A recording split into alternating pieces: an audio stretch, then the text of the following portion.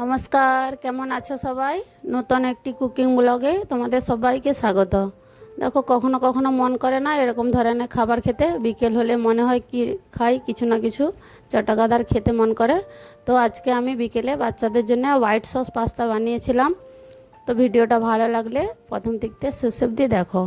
দেখো, একটা আমি গ্যাসের উপরে টোপ চড়িয়েছি জল বয়েল হতে। আমি তাতে ম্যাকরনি আর পাস্তা দুটো মিক্স করে 300 গ্রামের করিভাবে নিয়ে আমি বয়েল করতে দিয়েছি। স্বাদ অনুসার নুন আর তেল দিয়েছি যাতে পাস্তাগুলো চিপকে না যায়।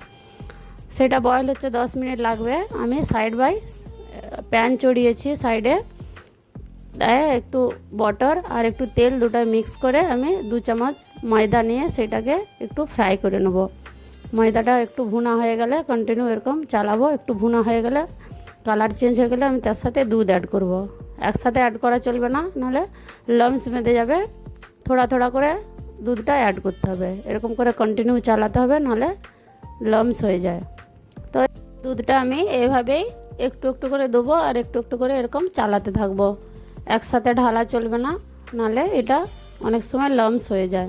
তো এইভাবে আমি গ্যাসটাকে কমিয়ে দিয়ে 10 মিনিট কন্টিনিউ দুধ যতটা লাগবে সেইভাবে দেবো। করিব আমার 200 গ্রামের আশপাশ দুধ লেগেছিলো।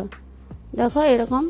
এবারে আমার পাস্তাগুলো না সাইডে বয়েল হয়ে গেছে, সেগুলো আমি জল থেকে আমি ছেঁকে নিয়েছি। আর কতগুলো সবজি কেটেছি, ক্যাপসিকাম আছে, পেঁয়াজ আছে, রসুন 2 কলি আছে, আর কর্ন আছে একটু, আর একটু মাশরুম ছিল আমার ফ্রিজে, ওই জন্য মাশরুম অ্যাড করছি। তোমরা যদি না থাকে নাও দিতে পারো, এতে ব্রোকলিও দেয়, খুব সুন্দর টেস্ট আসে। আমি ভাজিগুলোকে একটা প্যান চড়িয়েছি হালকা, এগুলোকে একটু আমি হালকা ভেজে নেবো, খালি কাঁচা ভাবটা যেমন চলে যায়।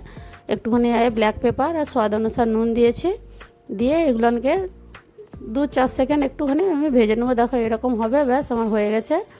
আবার আমি সসটাতে একটু স্বাদ অনুসার নুন দিচ্ছি, ব্ল্যাক পেপার দিচ্ছি একটুখানি, আর অরিগানো দিচ্ছি, চিলি ফ্লেক্স দেবো। দিয়ে আমি এটাকে আবার কন্টিনিউ চালাবো। দেখো সসের থিকনেসটা এরকম ধরনের হবে, খুব বেশি গাঢ়াও নয়।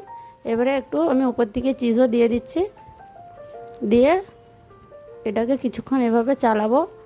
ব্যাস আমার এই পাশে আবার প্যানে আবার রসুনগুলানকে একটুখানি হালকা রোস্ট করে নিচ্ছি, খালি রসুনগুলানে যাতে কালার চেঞ্জ হয়ে যায়, একটু গোল্ডেন কালার এসে যায়, সেটাকেও আমি ওই সসের সাথে অ্যাড করব।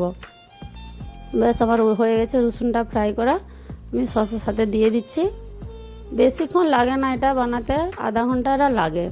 ব্যাস সবজিগুলো আর আমি ম্যাকরনি যে বয়েল করে রেখেছিলাম সসের সাথে অ্যাড করে দিচ্ছি সব।